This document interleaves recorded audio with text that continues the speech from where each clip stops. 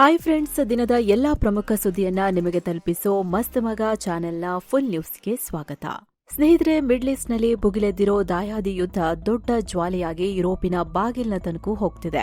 ಪ್ರತಿಕಾರದ ಬೆಂಕಿಯಲ್ಲಿ ಬೇಯ್ತಿರೋ ಇರಾನ್ ಈಗ ಬ್ರಿಟನ್ ಸೇನೆಯನ್ನು ಟಾರ್ಗೆಟ್ ಮಾಡಿದ್ದು ಸೈಪ್ರಸ್ನತ್ತ ಮಿಸೈಲ್ ಹಾರಿಸಿದೆ. ಅತ್ತ ಭಾರತೀಯರಿದ್ದ ಹಡಗಿನ ಮೇಲೂ ಅಟ್ಯಾಕ್ ಮಾಡಿದೆ. ಮಿತ್ರ ದೇಶ ಒಮಾನ್ಗೂ ಇರಾನ್ ಡ್ರೋನ್ ನುಗ್ಸಿದ್ದು ಇಡೀ ಗಲ್ಫ್ ಹೊತ್ತಿ ಉರಿಯೋಕೆ ಶುರುವಾಗಿದೆ. ಹಾರ್ಮೋಜ್ ಜಲಸಂಧಿಯಲ್ಲಿ ನೂರಾರು ಹಡಗುಗಳು ಅತಂತ್ರವಾಗಿವೆ. ಇದರ ಪರಿಣಾಮ ಇಸ್ರೇಲ್ ಮತ್ತು ಅಮೆರಿಕ ಮತ್ತೆ ಆಪರೇಷನ್ ಲಾಂಚ್ ಮಾಡಿದ್ದು ಬೃಹತ್ ದಾಳಿಗಳು ಶುರುವಾಗಿದೆ. ಈ ಮೂಲಕ ಈ ಯುದ್ಧ ಮತ್ತಷ್ಟು ಮಗದಷ್ಟು ತೀವ್ರವಾಗ್ತಲೇ ಹೋಗ್ತಿದೆ. ಮೊದಲಿಗೆ ಇರಾನ್ ದಾಳಿ ಕಡೆ ನೋಡೋಣ. ಸಿಕ್ಕ ಅರಬ್ ದೇಶಗಳ ಮೇಲೆ ಮಿಸೈಲ್ ಸುರಿತಿರೋ ಇರಾನ್ ಈಗ ತೈಲ ಹಡಗುಗಳನ್ನ ಟಾರ್ಗೆಟ್ ಮಾಡಿದೆ. ಹಾರ್ಮೋಜ್ ಜಲಸಂಧಿಯಲ್ಲಿರೋ ಹಡಗುಗಳ ಕಡೆ ಮಿಸೈಲ್ ಹಾರಿಸುತ್ತಿದೆ. ಇದರಲ್ಲಿ ಸ್ಕೈಲೈಟ್ ಹೆಸರಿನ ಟ್ಯಾಂಕರ್ಗೆ ಹಾನಿ ಕೂಡ ಆಗಿದೆ. ಅದರಲ್ಲಿ ಒಟ್ಟು 20 ಸಿಬ್ಬಂದಿ ಇದ್ರು. ಆ ಪೈಕಿ 15 ಜನ ನಮ್ಮ ಭಾರತೀಯರೇ ಇದ್ರು ಅಂತ ಗೊತ್ತಾಗಿದೆ. ದಾಳಿಯಲ್ಲಿ 4 ಜನರಿಗೆ ಗಾಯಗಳಾಗಿದೆ. ಪಲಾವ್ ದೇಶದ ಧ್ವಜ ಹೊಂದಿದ್ದ ಈ ಹಡಗು ಒಮಾನ್ನ ಕಸ ಪೋರ್ಟ್ ಬಳಿ ಇದ್ದಾಗ ಈ ಅಟ್ಯಾಕ್ ನಡೆದಿದೆ. ಹಾಗೆ ಒಮಾನ್ನ ದುಕ್ಮ್ ಕಮರ್ಷಿಯಲ್ ಪೋರ್ಟ್ ಮೇಲೂ ಇರಾನ್ ಡ್ರೋನ್ ದಾಳಿ ಮಾಡಿದೆ. ಇದರಲ್ಲಿ ಒಂದು ಡ್ರೋನ್ ತೈಲ ಸಾಗಿಸುತ್ತಿದ್ದ ಟ್ಯಾಂಕರ್ಗಳ ಬಳಿ ಬಿದ್ದಿದೆ. ಆದ್ರೆ ಯಾವುದೇ ಪ್ರಾಣಾಪಾಯ ಆಗಿಲ್ಲ. ಅಷ್ಟೇ ಅಲ್ಲ, ಅಮೆರಿಕದ ಅತಿದೊಡ್ಡ ಬ್ರಹ್ಮಾಸ್ತ್ರ ಯುಎಸ್ಎಸ್ ಅಬ್ರಹಂ ಲಿಂಕನ್ ವಿಮಾನ ವಾಹಕ ನೌಕೆ ಮೇಲೂ ಇರಾನ್ ಅಟ್ಯಾಕ್ ಮಾಡಿದೆ ಅನ್ನೋ ವರದಿ ಬರ್ತಿದೆ. ಕನಿಷ್ಠ 4 ಬ್ಯಾಲಿಸ್ಟಿಕ್ ಮಿಸೈಲ್ಗಳು ಈ ನೌಕೆ ಮೇಲೆ ಬಿದ್ದಿವೆ ಅಂತ ಹೇಳ್ತಿದ್ದಾರೆ. ಸದ್ಯ ಇದರ ಬಗ್ಗೆ ಇನ್ನಷ್ಟೇ ಕ್ಲಾರಿಟಿ ಸಿಗಬೇಕು. ಆದ್ರೆ ಒಂದ್ ವೇಳೆ ಇದು ನಿಜವಾಗಿದ್ರೆ ಅಮೆರಿಕ ಪಾಲಿಗೆ ಇದು ಅತಿದೊಡ್ಡ ಮುಖಭಂಗ. ಕಾರಣ, ಈ ನೌಕೆಯನ್ನ ಅಮೆರಿಕ ತನ್ನ ಹೆಮ್ಮೆ ಅಂತ ನೋಡುತ್ತೆ. ಇದರ ಮೇಲೆ ಇರಾನ್ ದಾಳಿ ಮಾಡೋಕೆ ಸಾಧ್ಯವೇ ಇಲ್ಲ ಅಂತ ಅಮೆರಿಕ ಭಾವಿಸುತ್ತೆ. ಯಾಕಂದ್ರೆ ಇದರ ಸುತ್ತ ದೊಡ್ಡ ರಕ್ಷಣಾ ಕೋಟೆ ಇದೆ, ಡೆಸ್ಟ್ರಾಯರ್ಗಳು, ಏರ್ ಡಿಫೆನ್ಸ್ ಸಿಸ್ಟಮ್ಗಳಿವೆ. ಸೊ ಅದೆಲ್ಲವನ್ನ ದಾಟಿ ಇರಾನ್ ಮಿಸೈಲ್ ಹೊಡೆದಿದೆ ಅಂದ್ರೆ ಅದು ಖಂಡಿತ ಸಾಮಾನ್ಯ ವಿಷಯ ಅಲ್ಲ. ಇದು ಯುದ್ಧವನ್ನ ಮತ್ತಷ್ಟು ತೀವ್ರ ಮಾಡುತ್ತೆ. ಹೀಗಾಗಿ ಈ ನೌಕೆಗೆ ಏನಾಗಿದೆ ಅನ್ನೋದು ಇನ್ನಷ್ಟೇ ಗೊತ್ತಾಗಬೇಕು. ಇನ್ನು ಯುಎಇ ಮತ್ತು ಕತಾರ್ಗಳ ಮೇಲೆ ಇರಾನ್ ಪ್ರತಿದಾಳಿ ಮಾಡಿದೆ. ದುಬೈ, ಅಬುದಾಬಿ ಮೇಲಂತೂ ಸರಣಿ ದಾಳಿ ನಡೆಯುತ್ತಿವೆ. ಯುಎಇ ಕೊಟ್ಟಿರೋ ಮಾಹಿತಿ ಪ್ರಕಾರ ಇದುವರೆಗೆ ಬರೀ ಯುಎಇ ಮೇಲಷ್ಟೇ ಇರಾನ್ 137 ಬ್ಯಾಲಿಸ್ಟಿಕ್ ಮಿಸೈಲ್ ಲಾಂಚ್ ಮಾಡಿದೆ. ಇದರಲ್ಲಿ 132 ಮಿಸೈಲ್ಗಳನ್ನ ಇಂಟರ್ಸೆಪ್ಟ್ ಮಾಡಿದೀವಿ ಅಂತ ಯುಎಇ ರಕ್ಷಣಾ ಇಲಾಖೆ ಹೇಳಿದೆ. 5 ಮಿಸೈಲ್ಗಳು ಅಮೆರಿಕ ನೆಲೆಗಳನ್ನ ಹೊಡೆದಿವೆ. ಅಲ್ಲದೆ ಒಟ್ಟು 209 ಡ್ರೋನ್ಗಳನ್ನು ಇರಾನ್ ಲಾಂಚ್ ಮಾಡಿದೆ. ಅವುಗಳಲ್ಲಿ 195 ಡ್ರೋನ್ಗಳನ್ನ ಹೊಡೆದಾಕಿದೀವಿ ಅಂತ ಯುಎಇ ಹೇಳಿದೆ. ಅತ್ತ ಕತಾರ್ನ ದೋಹಾ, ಬಹ್ರೇನ್ನ ಮನಾಮಾದ ಮೇಲೂ ದಾಳಿಯಾಗಿದೆ. ಮನಾಮದ ಮೇಲಿನ ದಾಳಿಯಲ್ಲಿ ಐಷಾರಾಮಿ ಹೋಟೆಲ್ ಸ್ಫೋಟಗೊಂಡಿರೋದು ಕಾಣಿಸಿದೆ. ಇನ್ನು ಇಸ್ರೇಲ್ನ ಒಳಗೂ ಭಾರೀ ಹಾನಿಯಾಗಿದೆ. ಅಲೆಯಲೆಯಾಗಿ ಮಿಸೈಲ್ಗಳು ಅಪ್ಪಳಿಸುತ್ತಿದ್ದು ಇರಾನಿನ ದಾಳಿಗೆ ಕನಿಷ್ಠ 6 ಜನ ಸಾವನ್ನಪ್ಪಿದ್ದಾರೆ. 100 ಮಂದಿ ಇಸ್ರೇಲಿಗರು ಗಾಯಗೊಂಡಿದ್ದಾರೆ. ಇನ್ನು ಆ ಕಡೆ ಬ್ರಿಟನ್ ಅನ್ನು ಇರಾನ್ ಟಾರ್ಗೆಟ್ ಮಾಡಿದೆ. ಸೈಪ್ರಸ್ನಲ್ಲಿರೋ ಬ್ರಿಟನ್ನ ಮಿಲಿಟರಿ ಬೇಸ್ ಕಡೆಗೆ 2 ಮಿಸೈಲ್ ಹಾರಿಸಿದೆ. ಆದರೆ ಇದನ್ನ ಯಶಸ್ವಿಯಾಗಿ ಹೊಡೆದಾಕಿದ್ದಾರೆ. ಈ ಬಗ್ಗೆ ಬ್ರಿಟನ್ ಪ್ರತಿಕ್ರಿಯೆ ಕೊಟ್ಟಿದೆ. ಮೇಲ್ನೋಟಕ್ಕೆ ಈ ಮಿಸೈಲ್ ಅನ್ನ ಇರಾನ್ ಯುಕೆ ಬೇಸ್ ಮೇಲೆ ಉದ್ದೇಶಪೂರ್ವಕವಾಗಿ ಲಾಂಚ್ ಮಾಡಿದ್ದು ಅಂತ ಅನಿಸ್ತಿಲ್ಲ. ಆದ್ರೆ ಅವರ ದಾಳಿ ಎಷ್ಟು ವಿವೇಚನಾರಹಿತ ಆಗಿದೆ ಅಂತ ಇದು ತೋರಿಸಿಕೊಡುತ್ತೆ. ಅವರಿಗೆ ಸರಿಯಾಗಿ ಗುರಿ ಇಡೋಕೆ ಬರೋದಿಲ್ಲ. ಸಿಕ್ಕೂರ ಮೇಲೆ ದಾಳಿ ಮಾಡ್ತಿದ್ದಾರೆ. ಇದರಿಂದ ಹಲವು ಜಾಗಗಳಿಗೆ ಎಫೆಕ್ಟ್ ಆಗ್ತಿದೆ ಅಂತ ಹೇಳಿದ್ದಾರೆ. ಇನ್ನು ಬಹ್ರೇನ್ನಲ್ಲಿರೋ ಬ್ರಿಟನ್ ಬೇಸ್ ಪಕ್ಕದಲ್ಲೂ ದಾಳಿಯಾಗಿದೆ. ಬಹ್ರೇನ್ನಲ್ಲಿ ಸುಮಾರು 300 ಬ್ರಿಟನ್ ಸೈನಿಕರಿದ್ರು. ಆದ್ರೆ ಯಾರಿಗೂ ಏನೂ ಹಾನಿಯಾಗಿಲ್ಲ ಅಂತ ಬ್ರಿಟನ್ ಹೇಳಿದೆ. ಅಂದಹಾಗೆ ಖಮೇನಿ ಹತ್ಯೆ ನಂತರ ಬ್ರಿಟನ್ ಪ್ರಧಾನಿ ಕಿಯರ್ ಸ್ಟಾರ್ಮರ್ ದೊಡ್ಡ ಘೋಷಣೆ ಮಾಡಿದ್ರು. ಅಮೆರಿಕ ಮತ್ತು ಇಸ್ರೇಲ್ನ ಜಂಟಿ ಕಾರ್ಯಾಚರಣೆಯಲ್ಲಿ ನಾವು ಭಾಗಿಯಾಗ್ತಿದ್ದೇವೆ, ನಮ್ಮ ವಿಮಾನಗಳು ಆಕಾಶದಲ್ಲಿವೆ ಅಂದಿದ್ರು. ಅದರ ಬೆನ್ನಲ್ಲೇ ಈ ದಾಳಿಯಾಗಿದೆ. ಇನ್ನು ಇಸ್ರೇಲ್, ಅಮೆರಿಕಗಳು ಕೂಡ ಹೊಸ ಆಪರೇಷನ್ ಲಾಂಚ್ ಮಾಡಿವೆ. ಇಸ್ರೇಲ್ ತಮ್ಮ ಆಪರೇಷನ್ ರೋರಿಂಗ್ ಲೈನ್ ಹೆಸರಲ್ಲಿ ಮತ್ತೆ ಇರಾನ್ನಾದ್ಯಂತ ಮಿಸೈಲ್ ಮಳೆಗರೆದಿದೆ. ಅದರಲ್ಲೂ ಇರಾನ್ ರಾಜಧಾನಿ ತೆಹರಾನ್ ಮೇಲೆ ಸರಣಿ ದಾಳಿ ಶುರುವಾಗಿದೆ. ಇರಾನ್ನ ಉಗ್ರ ಆಡಳಿತದ ಹೆಡ್ ಕ್ವಾರ್ಟರ್ ಮೇಲೆ ಏರ್ ಸ್ಟ್ರೈಕ್ ಮಾಡಿದ್ವಿ ಅಂತ ಇಸ್ರೇಲ್ ಹೇಳ್ಕೊಂಡಿದೆ. ಆ ವಿಡಿಯೋವನ್ನ ಬಿಡುಗಡೆ ಮಾಡಿದೆ. ಹಾಗೆ ಇರಾನ್ನ ಮಧ್ಯ ಮತ್ತು ಪಶ್ಚಿಮ ಭಾಗದಲ್ಲಿರೋ ಬಹುತೇಕ ಏರಿಯಲ್ ಡಿಫೆನ್ಸ್ ಸಿಸ್ಟಮ್ಗಳು ನಾಶವಾಗಿದೆ. ಇರಾನ್ನ ತಾಬ್ರಿಜ್ ಏರ್ಪೋರ್ಟ್ನಲ್ಲಿ 2 F-5 ಮತ್ತು F-4 ಫೈಟರ್ ಜೆಟ್ಗಳನ್ನ ಹೊಡೆದಾಕಿದ್ದೇವೆ.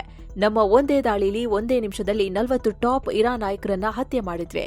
ಇದುವರೆಗೂ 1200 ಮಿಸೈಲ್ಗಳನ್ನ ಹಾಕಿದ್ವಿ. ದಾಳಿಗಳು ಕಂಟಿನ್ಯೂ ಆಗುತ್ತೆ ಅಂತ ಇಸ್ರೇಲ್ ಡಿಫೆನ್ಸ್ ಫೋರ್ಸ್ ಮಾಹಿತಿ ಹಂಚಿಕೊಂಡಿದೆ. ಅಷ್ಟೇ ಅಲ್ಲ, ಇಸ್ರೇಲ್ನ ದಾಳಿಯಲ್ಲಿ ಇರಾನ್ನ ಮಾಜಿ ಅಧ್ಯಕ್ಷ ಮೊಹಮ್ಮದ್ ಅಹಮದಿನ್ಜಾದ್ ಮೃತಪಟ್ಟಿದ್ದಾರೆ ಅಂತ ವರದಿಗಳು ಬರ್ತಿವೆ. ಇವರು 2005ರಿಂದ 2013 ತನಕ ಇರಾನ್ನ ಅಧ್ಯಕ್ಷರಾಗಿದ್ರು. ಖಮೇನಿ ಆಡಳಿತಾವಧಿಯಲ್ಲಿ ಪ್ರಭಾವಿ ನಾಯಕನಾಗಿದ್ರು. ಇವರನ್ನು ಇಸ್ರೇಲ್ ಮುಗಿಸಿದೆ ಎನ್ನಲಾಗ್ತಿದೆ. ಬಟ್ ಇದರ ಬಗ್ಗೆ ಇಸ್ರೇಲ್ ಆಗ್ಲಿ ಇರಾನ್ ಆಗ್ಲಿ ಇನ್ನೂ ಕ್ಲಾರಿಟಿ ಕೊಟ್ಟಿಲ್ಲ. ಈ ನಡುವೆ ಇಸ್ರೇಲ್ ಪ್ರಧಾನಿ ನೇತನ್ಯಾಹು ಇರಾನ್ ಜನತೆಗೆ ದೊಡ್ಡ ಮೆಸೇಜ್ ಪಾಸ್ ಮಾಡಿದ್ದಾರೆ. ಸದ್ಯ ಇಸ್ರೇಲ್ ನಡೆಸುತ್ತಿರೋ ಸೇನಾ ದಾಳಿಗಳಿಂದ ಇರಾನ್ ಆಡಳಿತ ವೀಕ್ ಆಗುತ್ತೆ. ಮುಂದಿನ ದಿನಗಳಲ್ಲಿ ನಾವು ಈ ಉಗ್ರ ಆಡಳಿತದ ಸಾವಿರಾರು ಟಾರ್ಗೆಟ್ಗಳನ್ನು ಹೊಡಿತೀವಿ. ಧೈರ್ಯಶಾಲಿ ಇರಾನ್ ಜನರು ಸ್ವತಂತ್ರರಾಗೋ ಪರಿಸ್ಥಿತಿ ನಿರ್ಮಾಣ ಮಾಡ್ತೀವಿ. ಇತಿಹಾಸದಲ್ಲಿ ಇಂಥ ಅವಕಾಶಗಳು ಬರೋದು ತುಂಬಾನೇ ಕಡಿಮೆ. ಅದನ್ನ ಮಿಸ್ ಮಾಡ್ಕೋಬೇಡಿ, ಸುಮ್ಮನೆ ಕೂರ್ಬೇಡಿ. ಇರಾನ್ ಆಡಳಿತದ ವಿರುದ್ಧ ಧ್ವನಿ ಎತ್ತಿ. ಬನ್ನಿ, ಲಕ್ಷಾಂತರ ಜನರು ಬೀದಿಗೆ ಇಳಿಯಿರಿ. ಇರಾನ್ ಆಡಳಿತವನ್ನ ಉರುಳಿಸಿ. ಆ ದಿನ ದೂರ ಇಲ್ಲ, ಹತ್ರದಲ್ಲೇ ಇದೆ. ಅವಕಾಶವನ್ನ ಬಳಸಿಕೊಳ್ಳಿ. ನಿಮಗೆ ಸಹಾಯ ಬರ್ತಿದೆ, ಎಲ್ರೂ ಒಟ್ಟಾಗಿ ಅಂತ ಕರೆ ಕೊಟ್ಟಿದ್ದಾರೆ. ಇತ್ತ ಯುಎಇ ಅಧ್ಯಕ್ಷ Mohammed bin Zayed Al Nahyan ಕೂಡ ಇರಾನ್ ವಿರುದ್ಧ ಕಿಡಿಕಾರಿದ್ದಾರೆ. ಇರಾನ್ ಗಲ್ಫ್ ದೇಶಗಳ ಮೇಲೆ ಆಕ್ರಮಣಕಾರಿಯಾಗಿ ನಡ್ಕೊಳ್ತಿರೋದು ತುಂಬಾ ದೊಡ್ಡ ತಪ್ಪು. ಅತ್ಯಂತ ಕಠಿಣ ಸಮಯದಲ್ಲಿ ಇರಾನ್ ಒಂಟಿಯಾಗಿದೆ. ಇರಾನ್ ತನ್ನ ನೆರೆಹೊರೆಯ ದೇಶಗಳೊಂದಿಗೆ ಯುದ್ಧ ಮಾಡಬಾರದು. ಇರಾನ್ ಬುದ್ಧಿವಂತಿಕೆಯಿಂದ ಯೋಚಿಸಿ ಉದ್ವಿಗ್ನತೆ ಹೆಚ್ಚಾಗೋದನ್ನ ಕಡಿಮೆ ಮಾಡಬೇಕು. ಪರಿಸ್ಥಿತಿಯನ್ನ ಮತ್ತಷ್ಟು ಹಾಳು ಮಾಡೋದ್ರ ಬದಲು ತಮ್ಮ ನೆರೆಯ ರಾಷ್ಟ್ರಗಳೊಂದಿಗೆ ರಾಜತಾಂತ್ರಿಕ ಮಾರ್ಗದಲ್ಲಿ ಜವಾಬ್ದಾರಿಯುತವಾಗಿ ಡೀಲ್ ಮಾಡ್ಕೋಬೇಕು. ಇರಾನ್ ಇದನ್ನೇ ಮುಂದುವರೆಸಿದ್ರೆ ಸಂಘರ್ಷ ಮತ್ತಷ್ಟು ವಿಸ್ತರಣೆಯಾಗುತ್ತೆ. ಎಲ್ರಿಗೂ ಅಪಾಯದ ಪರಿಸ್ಥಿತಿ ಸೃಷ್ಟಿಯಾಗುತ್ತೆ ಅಂತ ಎಚ್ಚರಿಕೆ ನೀಡಿದ್ದಾರೆ. ಇವೆಲ್ಲ ಬೆಳವಣಿಗೆಗಳ ನಡುವೆ ಇರಾನ್ನಲ್ಲೀಗ ನಾಯಕನ ಆಗಮನವಾಗಿದೆ.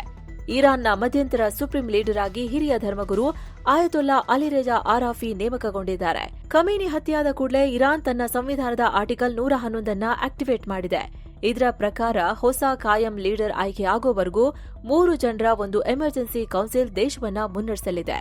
ಈ ಟೀಮ್ನಲ್ಲಿ ಹೊಸ ಸುಪ್ರೀಂ ಲೀಡರ್ ಅರಾಫಿ ಜೊತೆಗೆ ಇರಾನ್ ಅಧ್ಯಕ್ಷ ಮಸೂದ್ ಪೆಜೆಶ್ಕಿಯಾನ್ ಮತ್ತು ಚೀಫ್ ಜಸ್ಟಿಸ್ ಗುಲಾಂ ಹುಸೇನ್ ಇರ್ತಾರೆ. ಅಲ್ಲದೆ ಇರಾನ್ ಈಗ ಸೇಡಿನ ಕೆಂಪು ಬಾವುಟ ಹಾರಿಸಿದೆ. ಅಲ್ಲಿನ ಕ್ಯೂಮ್ನ ಜಮ್ಖರನ್ ಮಸೀದಿ ಮೇಲೆ ಕೆಂಪು ಧ್ವಜ ಹಾರಿಸಲಾಗಿದೆ.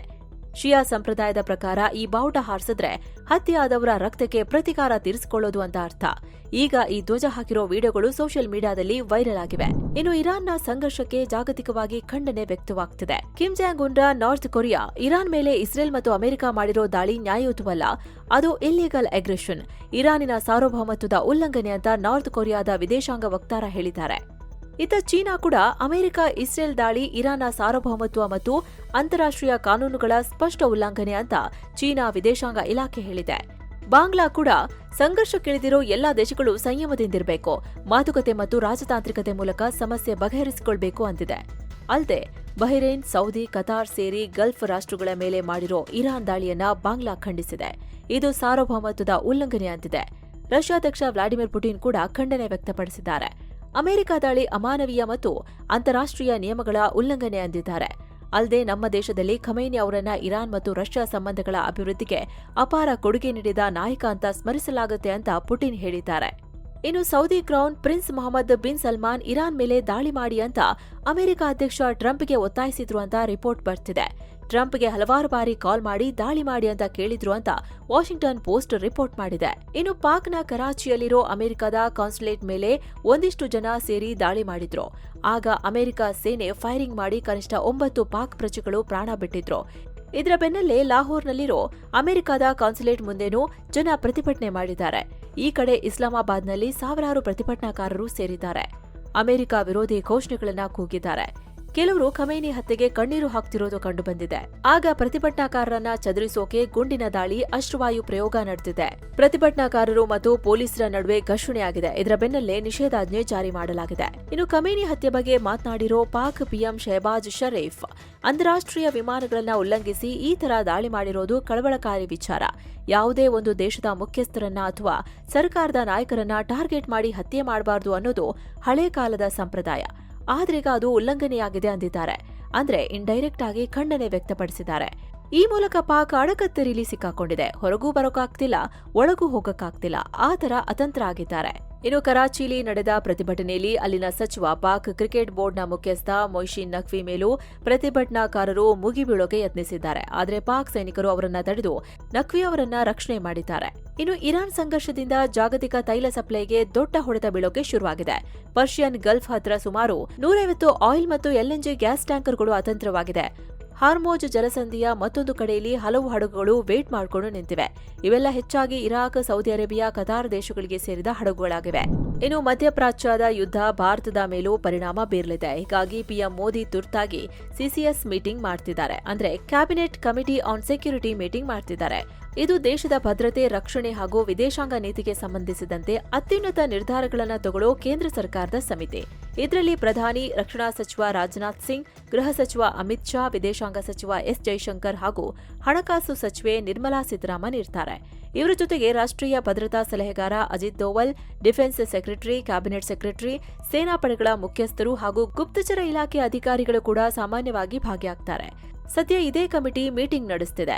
ಯುದ್ಧ ಶುರುವಾಗಿರೋದ್ರಿಂದ ಅಲ್ಲಿ ಸಿಲುಕಿರೋ ನಮ್ಮ ಭಾರತೀಯರನ್ನ ಸುರಕ್ಷಿತವಾಗಿ ಕರೆತರೋದು ಹೇಗೆ, ಕಚ್ಚಾ ತೈಲ ಬೆಲೆ ಏರಿಕೆಯಿಂದ ದೇಶದ ಆರ್ಥಿಕತೆ ಮೇಲಾಗೋ ಪರಿಣಾಮಗಳೇನು ಹಾಗೂ ಭದ್ರತಾ ದೃಷ್ಟಿಯಿಂದ ಕೈಗೊಳ್ಳಬೇಕಾದ ತುರ್ತು ಕ್ರಮಗಳ ಬಗ್ಗೆ ಈ ಮೀಟಿಂಗ್ನಲ್ಲಿ ಮಹತ್ವದ ಚರ್ಚೆ ನಡೆಸಲಾಗುತ್ತಿದೆ. ಇನ್ನು ಸ್ಟ್ರೈಟ್ ಆಫ್ ಹಾರ್ಮುಜ್ ಸಮುದ್ರ ಮಾರ್ಗವನ್ನ ಇರಾನ್ ಬಂದ್ ಮಾಡಿದೆ. ಇದರಿಂದ ಭಾರತಕ್ಕೆ ದೊಡ್ಡ ಮಟ್ಟದ ಪರಿಣಾಮ ಆಗಲ್ಲ ಅಂತ ಅಧಿಕಾರಿಗಳು ಹೇಳಿದ್ದಾರೆ. ಯಾಕಂದ್ರೆ ಸದ್ಯ ಭಾರತದ ಬಳಿ 75 ದಿನಕ್ಕೆ ಆಗುವಷ್ಟು ತೈಲ ಸಂಗ್ರಹ ಇದೆ. ಅಷ್ಟೇ ಅಲ್ಲದೆ ಗ್ಯಾಸ್ ಸಿಲಿಂಡರ್ ಪೂರೈಕೆಯಲ್ಲೂ ಸದ್ಯಕ್ಕೆ ಯಾವುದೇ ತೊಂದರೆ ಆಗಲ್ಲ ಅಂತಿದ್ದಾರೆ. ಒಂದ್ ವೇಳೆ ದೀರ್ಘಕಾಲ ಮಿಡ್ಲ್ ಈಸ್ಟ್ನಲ್ಲಿ ಇದೇ ಪರಿಸ್ಥಿತಿ ಮುಂದುವರೆದ್ರೆ ಭಾರತ ಪ್ಲಾನ್ ಬಿ ರೆಡಿ ಮಾಡಿಕೊಂಡಿದೆ. ಮಧ್ಯಪ್ರಾಚ್ಯ ರಾಷ್ಟ್ರಗಳ ಬದಲಿಗೆ ನಾವು ಮತ್ತೆ ರಷ್ಯಾದಿಂದ ಹೆಚ್ಚಿನ ತೈಲವನ್ನ ಖರೀದಿಸೋ ಸಾಧ್ಯತೆ ಇದೆ ಅಂತ ಅಧಿಕಾರಿಗಳು ಹೇಳಿದ್ದಾರೆ. ಆದ್ರೆ ಭಾರತಕ್ಕೆ ರಷ್ಯಾದಿಂದ ತೈಲ ಬರೋಕೆ ಸುಮಾರು 1 ತಿಂಗಳು ಬೇಕಾಗುತ್ತೆ. ಅದೇ ಗಲ್ಫ್ ದೇಶಗಳಿಂದ ಬರಲು ಕೇವಲ 5 ದಿನ ಸಾಕು. ಹೀಗಾಗಿ ಭಾರತ ಯಾವ ತರ ಹೆಜ್ಜೆ ಇಡುತ್ತೋ ಕಾದ್ ನೋಡ್ಬೇಕು. ಅಂದಹಾಗೆ ಜಗತ್ತಿನ 20% ತೈಲ ಸಪ್ಲೈ ಆಗೋದು ಹಾರ್ಮುಜ್ ಜಲಸಂಧಿ ಮೂಲಕ. ಭಾರತದ ಮಟ್ಟಿಗೆ ಹೇಳಬೇಕು ಅಂದ್ರೆ ನಮಗೆ ಬೇಕಾದ ಅರ್ಧದಷ್ಟು ಕ್ರೂಡ್ ಆಯಿಲ್ ಮತ್ತು ನೈಸರ್ಗಿಕ ಅನಿಲ ಇದೇ ಮಾರ್ಗವಾಗಿ ಬರುತ್ತೆ. ಇರಾನ್ ಈ ದಾರಿಯನ್ನ ಬ್ಲಾಕ್ ಮಾಡಿರೋದ್ರಿಂದ ದೇಶದಲ್ಲಿ ಪೆಟ್ರೋಲ್, ಡೀಸೆಲ್ ಬೆಲೆ ಏರಿಕೆಯಾಗೋ ಭಯ ಆಯಿತು. ಆದ್ರೆ ಭಾರತ ಪರ್ಯಾಯ ದಾರಿ ಹುಡುಕ್ತಿದೆ ಅನ್ನೋ ಸುದ್ದಿ ಬಂದಿದೆ. ಇನ್ನು ಖಮೇನಿ ಹತ್ಯೆಗೆ ಸಿಎಂ ಸಿದ್ದರಾಮಯ್ಯ ತೀವ್ರ ಖಂಡನೆ ವ್ಯಕ್ತಪಡಿಸಿದ್ದಾರೆ. ಅಮೆರಿಕ ಅಧ್ಯಕ್ಷ ಟ್ರಂಪ್ ಒಂದ್ ಕಡೆ ಶಾಂತಿ ಮಂತ್ರ ಪಠಿಸ್ತಾ ಮತ್ತೊಂದು ಕಡೆ ಯುದ್ಧ ಮಾಡ್ತಿದ್ದಾರೆ, ದ್ವಂದ್ವ ನೀತಿ ಅನುಸರಿಸುತ್ತಿದ್ದಾರೆ. ಈ ಯುದ್ಧದ ಅಗತ್ಯ ನಿಜವಾಗ್ಲೂ ಇರಲಿಲ್ಲ, ನಾನು ಇದನ್ನ ಖಂಡಿಸ್ತೀನಿ ಅಂತ ಸಿಎಂ ಹೇಳಿದ್ದಾರೆ. ಇನ್ನು ಈ ಯುದ್ಧದ ಎಫೆಕ್ಟ್ ರಾಜ್ಯಕ್ಕೂ ತಟ್ಟಿದೆ. ಅಲ್ಲಿರೋ ಕನ್ನಡಿಗರು ಕೂಡ ಸಂಕಷ್ಟಕ್ಕೆ ಸಿಲುಕಿದ್ದಾರೆ. ದುಬೈ ಹಾಗೂ ಬಹ್ರೇನ್ನಲ್ಲಿ ಬರೋಬ್ಬರಿ 50ಕ್ಕೂ ಹೆಚ್ಚು ಕನ್ನಡಿಗರು ಸಿಕ್ಕಾಕೊಂಡಿದ್ದಾರೆ. ಹಾಸನ ಹಾಗೂ ಮೈಸೂರು ಮೂಲದ 5 ಬಹ್ರೇನ್ನ ರಾಜಧಾನಿ ಮನಾಮಾದಲ್ಲಿ ಕಟ್ಟಡವೊಂದರಲ್ಲಿ ಆಶ್ರಯ ಪಡೆದಿದ್ದಾರೆ. ಪ್ರಾಣಭಯದಲ್ಲೇ ಕಾಲ ಕಳೆದಿದ್ದಾರೆ. ಮತ್ತೊಂದು ಕಡೆ ಫೆಬ್ರವರಿ 23ರಂದು ಪ್ರವಾಸಕ್ಕೆ ಹೋಗಿದ್ದ ದಾವಣಗೆರೆ, ಚಿತ್ರದುರ್ಗ ಹಾಗೂ ಬಳ್ಳಾರಿ ಮೂಲದ ಸುಮಾರು 50 ಪ್ರವಾಸಿಗರು ದುಬೈನ ಶಾರ್ಜಾ ಏರ್ಪೋರ್ಟ್ನಲ್ಲಿ ಸಿಲುಕಿದ್ದಾರೆ. ಯುದ್ಧದ ಭೀತಿಯಿಂದ ವಿಮಾನ ನಿಲ್ದಾಣ ಬಂದ್ ಆಗಿರೋದ್ರಿಂದ ಅಲ್ಲಿನ ದುಬಾರಿ ಹೋಟೆಲ್ ಬಿಲ್ ಕಟ್ಟಲಾಗದೆ ಊರಿಗೂ ಬರೋಕ್ಕಾಗದೆ ಪರದಾಡ್ತಿದ್ದಾರೆ. ಹೀಗಾಗಿ ಕೂಡಲೇ ತಮ್ಮನ್ನ ಸುರಕ್ಷಿತವಾಗಿ ತಾಯ್ನಾಡಿಗೆ ಕರೆತರಬೇಕು ಅಂತ ವಿದೇಶಾಂಗ ಇಲಾಖೆಗೆ ಕನ್ನಡಿಗರು ಮನವಿ ಮಾಡಿದ್ದಾರೆ. ಹಾಗೆ ಬಳ್ಳಾರಿ ನಗರ ಕಾಂಗ್ರೆಸ್ ಶಾಸಕ ನಾರಾ ಭರತ್ ರೆಡ್ಡಿ ಕೂಡ ದುಬೈನಲ್ಲೇ ಸಿಲುಕಿದ್ದಾರೆ. ಅವರು ಉಳ್ಕೊಂಡಿದ್ದ ಹೋಟೆಲ್ ಪಕ್ಕದಲ್ಲೇ ಮಿಸೈಲ್ ದಾಳಿಯಾಗಿದೆ. ಆದ್ರೆ ಸದ್ಯಕ್ಕೆ ಶಾಸಕರು ಸೇಫ್ ಆಗಿದ್ದಾರೆ ಅಂತ ಗೊತ್ತಾಗಿದೆ. ಇನ್ನು ಮಿಡ್ಲ್ ಈಸ್ಟ್ ದೇಶಗಳಲ್ಲಿ ಸಿಲುಕಿದವರ ರಕ್ಷಣೆಗೆ ಕೋಲಾರ ಜಿಲ್ಲಾಡಳಿತ ಮುಂದಾಗಿದೆ. ಈ ಬಗ್ಗೆ ಸಹಾಯವಾಣಿ ಕೂಡ ಆರಂಭಿಸಿದೆ. ಅತ್ತ ಯುದ್ಧ ಪೀಡಿತ ಪ್ರದೇಶಗಳಲ್ಲಿ ಸಿಲುಕಿರೋ ಕನ್ನಡಿಗರ ಬಗ್ಗೆ ಡಿಸಿಎಂ ಡಿಕೆ ಶಿವಕುಮಾರ್ ತೀವ್ರ ಆತಂಕ ವ್ಯಕ್ತಪಡಿಸಿದ್ದಾರೆ. ನಮ್ಮ 2 ಶಾಸಕರಾದ ಭೋಜೇಗೌಡ ಮತ್ತು ಎಸಿ ಶ್ರೀನಿವಾಸ್ ಕೂಡ ದುಬೈನಲ್ಲಿದ್ದಾರೆ. ನಾನು ಸಂಪರ್ಕಕ್ಕೆ ಪ್ರಯತ್ನ ಮಾಡ್ತಿದ್ದೀನಿ, ಆದ್ರೆ ಅವರು ಕಾಂಟ್ಯಾಕ್ಟ್ಗೆ ಸಿಗ್ತಿಲ್ಲ. ಶಾಸಕ ಭರತ್ ರೆಡ್ಡಿ ಫ್ಯಾಮಿಲಿ ಅಲ್ಲೇ ಇದೆ ಅಂತ ಹೇಳಿದ್ದಾರೆ. ಹೀಗಾಗಿ ಕೇಂದ್ರ ಸರ್ಕಾರ ಕೂಡಲೇ ಮಧ್ಯಪ್ರವೇಶಿಸಿ ಸಂಘರ್ಷ ಪೀಡಿತ ಪ್ರದೇಶಗಳಲ್ಲಿರೋ ಕನ್ನಡಿಗರನ್ನ ಸೇಫ್ ಆಗಿ ಕರೆತರೋಕೆ ತುರ್ತು ಕ್ರಮ ತಗೋಬೇಕು ಅಂತ ಒತ್ತಾಯಿಸಿದ್ದಾರೆ. ಜೊತೆಗೆ ಈ ಯುದ್ಧದಲ್ಲಿ ಮುಗ್ಧ ಮಕ್ಕಳ ಮೇಲೆ ಆಗ್ತಿರೋ ದಾಳಿಯನ್ನ ಡಿಕೆಶಿ ತೀವ್ರವಾಗಿ ಖಂಡಿಸಿದ್ದಾರೆ. ಇನ್ನು ಮಂಗಳೂರಿಂದ ಗಲ್ಫ್ ರಾಷ್ಟ್ರಗಳಿಗೆ ತೆರಳಬೇಕಿದ್ದ ಹಲವು ವಿಮಾನಗಳ ಹಾರಾಟವನ್ನ ದಿಢೀರ್ ರದ್ದುಗೊಳಿಸಲಾಗಿದೆ. ಇರಾನ್ ವಾಯುಮಾರ್ಗದಲ್ಲಿ ವಿಮಾನ ಹಾರಾಟ ನಿಷೇಧಿಸಿರೋ ಹಿನ್ನೆಲೆಯಲ್ಲಿ ಏರ್ ಇಂಡಿಯಾ ಎಕ್ಸ್ಪ್ರೆಸ್ ಹಾಗೂ ಇಂಡಿಗೋ ಸಂಸ್ಥೆಗಳು ತಮ್ಮ ವಿಮಾನಗಳನ್ನ ಕ್ಯಾನ್ಸಲ್ ಮಾಡಿವೆ. ಅತ ಮಿನಿ ಇರಾನ್ ಅಂತಲೇ ಗುರುತಿಸಿಕೊಂಡಿರೋ ಚಿಕ್ಕಬಳ್ಳಾಪುರ ಜಿಲ್ಲೆಯ ಅಲಿಪುರದಲ್ಲಿ ಖಮೇನಿ ಹತ್ಯೆ ಖಂಡಿಸಿ ಬೃಹತ್ ಪ್ರತಿಭಟನೆ ನಡೆದಿದೆ. ಮುಸ್ಲಿಂ ಸಮುದಾಯದ ಜನರೆಲ್ಲ ಕಪ್ಪು ಬಟ್ಟೆ ಧರಿಸಿ ಕಪ್ಪು ಬಾವುಟ ಕೈಲಿ ಹಿಡ್ಕೊಂಡು ಖಮೇನಿ ಭಾವಚಿತ್ರ ಹಿಡಿದು ಅಮೆರಿಕ ವಿರುದ್ಧ ಆಕ್ರೋಶ ಹೊರಹಾಕಿದ್ದಾರೆ. ಭಾನುವಾರ ಸಂಜೆ ಅಂಜುಮಾನ್ ಎ ಜಾಫರಿಯಾ ಸಮಿತಿ ನೇತೃತ್ವದಲ್ಲಿ ಬೃಹತ್ ಪ್ರತಿಭಟನಾ ಮೆರವಣಿಗೆ ಮಾಡಿದ್ದಾರೆ. ಇನ್ನು ಈ ವೇಳೆ ಮುನ್ನೆಚ್ಚರಿಕಾ ಕ್ರಮವಾಗಿ ಹೆಚ್ಚಿನ ಪೊಲೀಸರನ್ನ ಸ್ಥಳದಲ್ಲಿ ನಿಯೋಜನೆ ಮಾಡಲಾಗಿತ್ತು. ನೆರೆಯ ಮಹಾರಾಷ್ಟ್ರದಲ್ಲಿ ಮದ್ದುಗುಂಡು ತಯಾರಿಕಾ ಕಾರ್ಖಾನೆಯಲ್ಲಿ ಸ್ಫೋಟ ಆಗಿ ಕನಿಷ್ಠ 17 ಜನ ಸಾವನ್ನಪ್ಪಿದ್ದಾರೆ. 18 ಜನ ಗಾಯಗೊಂಡಿದ್ದಾರೆ. ನಾಗ್ಪುರ ಜಿಲ್ಲೆಯ ರೌಲಗಾಂವ್ನಲ್ಲಿ ಈ ದುರ್ಘಟನೆ ನಡೆದಿದೆ. ಮಹಾರಾಷ್ಟ್ರ ಸಿಎಂ ದೇವೇಂದ್ರ ಫಡ್ನವೀಸ್ ಮೃತರ ಕುಟುಂಬಕ್ಕೆ ತಲಾ 5 ಲಕ್ಷ ರೂಪಾಯಿ ಪರಿಹಾರ ಘೋಷಿಸಿದ್ದಾರೆ. ಕಾರ್ಖಾನೆ ಕೂಡ ಪರಿಹಾರ ನೀಡುತ್ತೆ ಅಂದಿದ್ದಾರೆ. ಇತ್ತ ಪಿಎಂ ಮೋದಿ, ರಾಷ್ಟ್ರಪತಿ ದ್ರೌಪದಿ ಮುರ್ಮು ಈ ಘಟನೆಗೆ ಸಂತಾಪ ಸೂಚಿಸಿದ್ದು, ಪಿಎಂ ಮೋದಿ ಘಟನೆಯಲ್ಲಿ ಸಾವನ್ನಪ್ಪಿದವರಿಗೆ ತಲಾ 2 ಲಕ್ಷ ರೂಪಾಯಿ, ಗಾಯಗೊಂಡವರಿಗೆ ತಲಾ 50,000 ರೂಪಾಯಿ ಪರಿಹಾರ ಘೋಷಿಸಿದ್ದಾರೆ. ಮಾರ್ಚ್ 1ರಿಂದ ಕೇಂದ್ರ ಸರ್ಕಾರದ ಸಿಮ್ ಬೈಂಡಿಂಗ್ ನಿಯಮ ಜಾರಿಗೆ ಬಂದಿದೆ. ಇದರಿಂದ ಭಾರತದಲ್ಲಿ ವಾಟ್ಸ್ಆಪ್, ಟೆಲಿಗ್ರಾಂ ಸೇರಿದಂತೆ ಮೆಸೇಜಿಂಗ್ ಆಪ್ಗಳ ನಿಯಮ ಕಂಪ್ಲೀಟ್ ಆಗಿ ಬದಲಾಗಲಿದೆ. ನಿಮ್ಮ ಫೋನ್ನಲ್ಲಿ ಯಾವ ನಂಬರ್ನ ವಾಟ್ಸ್ಆಪ್ ಇದೆಯೋ ಅದೇ ಸಿಮ್ ಕಾರ್ಡ್ ಫೋನ್ ಒಳಗಡೆ ಇರೋದು ಈಗ ಕಡ್ಡಾಯ. ಈ ಹಿಂದೆ OTP ಹಾಕಿ ಅಕೌಂಟ್ ಓಪನ್ ಮಾಡಿ ಆಮೇಲೆ ಸಿಮ್ ತೆಗೆದ್ರು ವಾಟ್ಸ್ಆಪ್ ಆಪರೇಟ್ ಆಗ್ತಿತ್ತು. ಆದ್ರೆ ಇನ್ಮುಂದೆ ಹಾಗಾಗಲ್ಲ. ಪ್ರತಿ 6 ಗಂಟೆಗೊಮ್ಮೆ ನಿಮ್ಮ ಫೋನ್ನಲ್ಲಿ ಸಿಮ್ ಕಾರ್ಡ್ ಇದೆಯಾ ಇಲ್ವಾ ಅಂತ ಚೆಕ್ ಆಗುತ್ತೆ. ಒಂದ್ ವೇಳೆ ನೀವು ಸಿಮ್ ಕಾರ್ಡ್ ತೆಗೆದ್ರೆ ಅಥವಾ ಆ ನಂಬರ್ ಡಿಆಕ್ಟಿವೇಟ್ ಆದ್ರೆ ನಿಮ್ಮ ವಾಟ್ಸ್ಆಪ್ ಬಂದ್ ಆಗುತ್ತೆ. ಈ ಹೊಸ ನಿಯಮದಿಂದ ವಾಟ್ಸ್ಆಪ್ ವೆಬ್ ಅಥವಾ ಟೆಲಿಗ್ರಾಮ್ ವೆಬ್ ಬಳಸೋರಿಗೆ ಸ್ವಲ್ಪ ಕಿರಿಕಿರಿ ಆಗ್ಬೋದು. ಆದ್ರೆ ಆನ್ಲೈನ್ ಸ್ಕ್ಯಾಮ್ಗಳನ್ನ ತಡೆಗಟ್ಟೋಕೆ ಈ ಫಿಸಿಕಲ್ ಸಿಮ್ ನಿಯಮ ಜಾರಿಗೆ ತರಲಾಗಿದೆ. ಸಿಮ್ ಇಲ್ಲ ಅಂದ್ರೆ ಕಂಪ್ಯೂಟರ್ ಅಥವಾ ಲ್ಯಾಪ್ಟಾಪ್ನಲ್ಲಿ ಲಾಗಿನ್ ಆಗಿರೋ ಸೆಷನ್ಗಳು ಪ್ರತಿ 6 ಗಂಟೆಗೊಮ್ಮೆ ಆಟೋಮ್ಯಾಟಿಕ್ ಆಗಿ ಲಾಗೌಟ್ ಆಗ್ಲಿವೆ. ನೀವು ಮತ್ತೆ ಬಳಸಬೇಕಂದ್ರೆ ನಿಮ್ಮ ಪ್ರೈಮರಿ ಫೋನ್ನಲ್ಲಿ ಆ ಸಿಮ್ ಕಾರ್ಡ್ ಆಕ್ಟಿವ್ ಇರಲೇಬೇಕು ಮತ್ತು ಹೊಸದಾಗಿ ಅಥೆಂಟಿಕೇಶನ್ ಮಾಡಬೇಕಾಗುತ್ತೆ. ಇನ್ನು ಉಡುಪಿಲಿ ಪೊಲೀಸ್ ಮ್ಯಾರಥಾನ್ ವೇಳೆ ಕುಸಿದು ಬಿದ್ದು ಸಬ್ ಇನ್ಸ್ಪೆಕ್ಟರ್ ಸಾವನ್ನಪ್ಪಿದ್ದಾರೆ. ಇವರನ್ನ 58 ವರ್ಷದ ಕುಂದಾಪುರ ಗ್ರಾಮಾಂತರ ಠಾಣೆಯ SI ನಾಸಿರ್ ಹುಸೇನ್ ಅಂತ ಗುರುತಿಸಲಾಗಿದೆ. ಹೃದಯಾಘಾತದಿಂದ ಅವರು ಮೃತಪಟ್ಟಿದ್ದಾರೆ ಅಂತ ಗೊತ್ತಾಗಿದೆ. ಚಿತ್ರದುರ್ಗದ ರೇಣುಕಾಸ್ವಾಮಿ ಕೊಲೆ ಕೇಸ್ನಲ್ಲಿ ಮತ್ತೊಂದು ಬೆಳವಣಿಗೆ ಆಗಿದೆ. ಆರೋಪಿ ದರ್ಶನ್ ವಿರುದ್ಧ ACP ಚಂದನ್ ಹಾಗೂ ಕಾಮಾಕ್ಷಿಪಾಳ್ಯ ಪೊಲೀಸ್ ಇನ್ಸ್ಪೆಕ್ಟರ್ ಗಿರೀಶ್ ನಕಲಿ ದಾಖಲೆ ಸೃಷ್ಟಿಸಿದ ಗಂಭೀರ ಆರೋಪ ಕೇಳಿಬಂದಿದೆ. ಹೀಗಾಗಿ ಈ ಇಬ್ಬರು ಅಧಿಕಾರಿಗಳನ್ನ ಸಸ್ಪೆಂಡ್ ಮಾಡಬೇಕು ಅಂತ ಆಗ್ರಹಿಸಿ ಕನ್ನಡ ಪರ ಸಂಘಟನೆಗಳು ಮಾರ್ಚ್ 11ರಂದು ಬೆಂಗಳೂರಿನ ಫ್ರೀಡಂ ಪಾರ್ಕ್ನಲ್ಲಿ ಬೃಹತ್ ಪ್ರತಿಭಟನೆಗೆ ಕರೆ ನೀಡಿವೆ. ಇನ್ನು ವಿದೇಶದಲ್ಲಿ ವಿದ್ಯಾಭ್ಯಾಸ ಮಾಡೋಕೆ ಇಂಟ್ರೆಸ್ಟ್ ಇದೆಯಾ? ದಕ್ಷಿಣ ಭಾರತದ number 1 study abroad consultancy global degrees ಬೆಂಗಳೂರಿನಲ್ಲಿ ಅತಿ ದೊಡ್ಡ ಗ್ಲೋಬಲ್ ಎಜುಕೇಷನ್ ಫೇರ್ ಆಯೋಜಿಸಿದ್ದಾರೆ. ಮಾರ್ಚ್ 7 ಶನಿವಾರ ಬೆಳಗ್ಗೆ 11ರಿಂದ ಸಂಜೆ 4ರವರೆಗೆ. ಸ್ಥಳ Taj MG road Bengaluru. Miss ಮಾಡದೆ ರಿಜಿಸ್ಟರ್ ಆಗೋಕೆ ಡಿಸ್ಕ್ರಿಪ್ಷನ್ ನಲ್ಲಿರೋ ಲಿಂಕ್ ಕ್ಲಿಕ್ ಮಾಡಿ. ಹೆಚ್ಚಿನ ಮಾಹಿತಿಗೆ ಸ್ಕ್ರೀನ್ ಮೇಲೆ ಕಾಣ್ತಿರೋ 9513040506 ನಂಬರ್ಗೆ ಕರೆ ಮಾಡಿ. ಮಹಾರಾಷ್ಟ್ರದ ಬಾರಾಮತಿಯಲ್ಲಿ ನಡೆದಿದ್ದ ಭೀಕರ ವಿಮಾನ ಅಪಘಾತದ ಬಗ್ಗೆ air craft accident investigation bureau AAIB ಪ್ರಾಥಮಿಕ ವರದಿ ನೀಡಿದೆ. ಈ ಅಪಘಾತದಲ್ಲಿ ಮಹಾರಾಷ್ಟ್ರ ಮಾಜಿ DCM ಅಜಿತ್ ಪವಾರ್ ಸೇರಿದಂತೆ 5 ಸಾವನ್ನಪ್ಪಿದ್ರು. ಈಗ AAIB ಹಲವು ಆಘಾತಕಾರಿ ವಿಷಯಗಳನ್ನು ಬಿಚ್ಚಿಟ್ಟಿದೆ. ಅವತ್ತು ಬಾರಾಮತಿ ಏರ್ಫೀಲ್ಡ್ನಲ್ಲಿ ಕನಿಷ್ಠ ಹವಾಮಾನ ವರದಿ ನೀಡೋ ವ್ಯವಸ್ಥೆಯೇ ಇರಲಿಲ್ಲ. ನಿಯಮದ ಪ್ರಕಾರ ಅಂಥ ವಿಮಾನಗಳು ಲ್ಯಾಂಡ್ ಆಗೋಕೆ 5 ಕಿಲೋಮೀಟರ್ ದೂರದವರೆಗಿನ ಪ್ರದೇಶ ಸ್ಪಷ್ಟವಾಗಿ ಕಾಣಿಸಬೇಕು. ಆದ್ರೆ ಅಂದು ಕೇವಲ 3 ಕಿಲೋಮೀಟರ್ ಮಾತ್ರ ಕಾಣಿಸ್ತಿತ್ತು. ಅಂದ್ರೆ ಅಷ್ಟು ಮಂಜು ಮುಸುಕಿದ ವಾತಾವರಣದಲ್ಲಿ ರಿಸ್ಕ್ ತಗೊಂಡು ವಿಮಾನ ಇಳಿಸಲು ಹೋಗಿದ್ದೆ ಈ ದುರಂತಕ್ಕೆ ಮುಖ್ಯ ಕಾರಣ ಅಂತ ವರದಿ ಹೇಳಿದೆ. ಇನ್ನು ಪೈಲಟ್ಗಳು ಮೊದಲ ಬಾರಿ ಲ್ಯಾಂಡ್ ಮಾಡಲು ಟ್ರೈ ಮಾಡಿ ಫೇಲ್ ಆಗಿದ್ರು. 2ನೇ ಬಾರಿ ಪ್ರಯತ್ನಿಸುವಾಗ ವಿಮಾನ ರನ್ವೇಯಿಂದ 50 ಮೀಟರ್ ದೂರದಲ್ಲಿದ್ದ ಮರಗಳಿಗೆ ಗುದ್ದಿ ಅಪ್ಪಳಿಸಿದೆ. ಆ ಸಮಯದಲ್ಲಿ ಪೈಲಟ್ಗಳು ಭಯದಿಂದ ಕಿರುಚಾಡಿದ್ರು ಅಂತ ತನಿಖಾ ವರದಿ ಹೇಳಿದೆ. ಇನ್ನು ಈ ಘಟನೆ ಬೆನ್ನಲ್ಲೇ ತನಿಖಾ ತಂಡ ಖಡಕ್ ಸೂಚನೆ ಕೊಟ್ಟಿದೆ. ಇಂಥ ಚಿಕ್ಕಪುಟ್ಟ ಅಥವಾ ಅನ್ಕಂಟ್ರೋಲ್ಡ್ ಏರ್ಪೋರ್ಟ್ಗಳಲ್ಲಿ ಕೂಡಲೇ ಸರಿಯಾದ ಹವಾಮಾನ ವರದಿ ಮತ್ತು ಸೇಫ್ಟಿ ಸೌಲಭ್ಯಗಳನ್ನು ಅಳವಡಿಸಬೇಕು. ಅಲ್ಲಿ ತನಕ ವಿಮಾನ ಸಂಚಾರಕ್ಕೆ ಪರ್ಮಿಷನ್ ಕೊಡಬಾರದು ಅಂತ DGCAಗೆ ಶಿಫಾರಸು ಮಾಡಿದೆ. ಇನ್ನು NCERT 8ನೇ ತರಗತಿ ಪುಸ್ತಕದಲ್ಲಿ ನ್ಯಾಯಾಂಗದಲ್ಲಿ ಭ್ರಷ್ಟಾಚಾರ ವಿಷಯ ಸೇರಿಸಿರೋ ವಿಚಾರವಾಗಿ ಆಲ್ ಇಂಡಿಯಾ ಬಾರ್ ಅಸೋಸಿಯೇಷನ್ ಪ್ರಧಾನಿ ಮೋದಿ ಅವರಿಗೆ ಪತ್ರ ಬರೆದಿದೆ. ಇದೊಂದು ಗಂಭೀರವಾದ ಸಂಚು ಅಂತ ಕಿಡಿಕಾರಿದೆ. ಚಿಕ್ಕ ವಯಸ್ಸಿನಲ್ಲೇ ವಿದ್ಯಾರ್ಥಿಗಳಿಗೆ ನ್ಯಾಯಾಂಗ ವ್ಯವಸ್ಥೆಯ ಮೇಲೆ ನಂಬಿಕೆ ಹೋಗುವಂತೆ ಈ ಪಾಠ ಮಾಡಲಾಗಿದೆ. ಈ ಬಗ್ಗೆ ಸಮಗ್ರ ತನಿಖೆ ನಡೀಬೇಕು ಅಂತ ಸಂಘ ಒತ್ತಾಯಿಸಿದೆ. ಅಂದಹಾಗೆ ಈಗಾಗಲೇ ಸುಪ್ರೀಂ ಕೋರ್ಟ್ ಈ ಪುಸ್ತಕವನ್ನ ಬ್ಯಾನ್ ಮಾಡಿ ಎಲ್ಲವನ್ನ ಸೀಸ್ ಮಾಡುವಂತೆ ಆರ್ಡರ್ ಮಾಡಿದೆ. ಇನ್ನು ಛತ್ತೀಸ್ಗಢನ ಗಾರಿಯಾಬಂದ್ ಜಿಲ್ಲೆಯಲ್ಲಿ ಭದ್ರತಾ ಪಡೆಗಳು ನಕ್ಸಲರ ಅಡಗುತಾಣಗಳ ಮೇಲೆ ದಾಳಿ ಮಾಡಿದ್ದಾರೆ. ಶರಣಾದ ನಕ್ಸಲರು ಕೊಟ್ಟ ಮಾಹಿತಿ ಮೇರೆಗೆ ಕಾರ್ಯಾಚರಣೆಯಾಗಿದೆ. ಬರೋಬ್ಬರಿ 46 ಲಕ್ಷ ರೂಪಾಯಿ ನಗದು ವಶಕ್ಕೆ ಪಡೆದಿದ್ದಾರೆ. ಹಣದ ಜೊತೆಗೆ ಒಂದು ಲ್ಯಾಪ್ಟಾಪ್, ಮೊಬೈಲ್ ಫೋನ್ಗಳು ಮತ್ತು ಬಂದೂಕು ಮತ್ತು ಮದ್ದುಗುಂಡುಗಳನ್ನು ವಶಕ್ಕೆ ಪಡೆದಿದ್ದಾರೆ. ಒಡಿಶಾ ರಾಜಕೀಯದಲ್ಲಿ ಬಿಗ್ ಡೆವಲಪ್ಮೆಂಟ್ ಆಗಿದೆ. ಮುಂಬರೋ ರಾಜ್ಯಸಭಾ ಎಲೆಕ್ಷನ್ನಲ್ಲಿ ಬಿಜೆಪಿಯನ್ನ ಕಟ್ಟಿಹಾಕೋಕೆ ನವೀನ್ ಪಟ್ನಾಯಕರ ಬಿಜೆಡಿ ಹಾಗೂ ಕಾಂಗ್ರೆಸ್ ಮೊದಲ ಬಾರಿ ಒಂದಾಗಿದೆ. ಒಡಿಶಾದ 4 ರಾಜ್ಯಸಭಾ ಸ್ಥಾನಗಳಿಗೆ ಎಲೆಕ್ಷನ್ ನಡೀತಿದ್ದು ಇದರಲ್ಲಿ 2 ಸೀಟನ್ನ ಬಿಜೆಪಿ ಸುಲಭವಾಗಿ ಗೆಲ್ಲಲಿದೆ. ಆದರೆ 3ನೇ ಸೀಟನ್ನ ಗೆಲ್ಲೋಕೆ ಬಿಜೆಪಿಗೆ 11 ವೋಟ್ಗಳ ಕೊರತೆ ಇದೆ. ಹೀಗಾಗಿ ಈ ಕೊರತೆಯನ್ನ ನೀಗಿಸೋಕೆ ಬಿಜೆಪಿ ಬೇರೆ ಶಾಸಕರ ಜೊತೆ ಒಳ ಒಪ್ಪಂದ ಮಾಡ್ಕೋಬಹುದು ಅಂತ ಹೇಳಿ ಇವೆರಡು ಪಕ್ಷಗಳು ಸೇರಿ ಒಬ್ಬರೇ ಅಭ್ಯರ್ಥಿಯನ್ನ ಕಣಕ್ಕಿಳಿಸಿವೆ. ಇನ್ನು ದಿಲ್ಲಿ ಎಐ ಸಮಿಟ್ ವೇಳೆ ಬಟ್ಟೆ ಬಿಚ್ಚಿ ಪ್ರತಿಭಟಿಸಿದ್ದ ಪ್ರಕರಣದಲ್ಲಿ ಯುವ ಕಾಂಗ್ರೆಸ್ ಘಟಕದ ರಾಷ್ಟ್ರಾಧ್ಯಕ್ಷ ಉದಯ್ ಭಾನು ಚಿಬ್ಗೆ ಕೋರ್ಟ್ ಶಾಕ್ ಕೊಟ್ಟಿದೆ. ಶನಿವಾರ ದಿಲ್ಲಿಯ ಮ್ಯಾಜಿಸ್ಟ್ರೇಟ್ ಕೋರ್ಟ್ ಉದಯ್ಗೆ ಜಾಮೀನು ಮಂಜೂರು ಮಾಡಿತು. ಆದರೆ ಈ ಆದೇಶ ಹೊರಬಿದ್ದ ಕೆಲವೇ ಗಂಟೆಗಳಲ್ಲಿ ದಿಲ್ಲಿ ಪೊಲೀಸರು ಸೆಷನ್ಸ್ ಕೋರ್ಟ್ ಮೆಟ್ಟಿಲೇರಿದ್ರು. ಹೀಗಾಗಿ ಮ್ಯಾಜಿಸ್ಟ್ರೇಟ್ ಕೋರ್ಟ್ ಆದೇಶಕ್ಕೆ ಮಾರ್ಚ್ 6ರವರೆಗೆ ಸೆಷನ್ಸ್ ಕೋರ್ಟ್ ಸ್ಟೇ ಕೊಟ್ಟಿದೆ.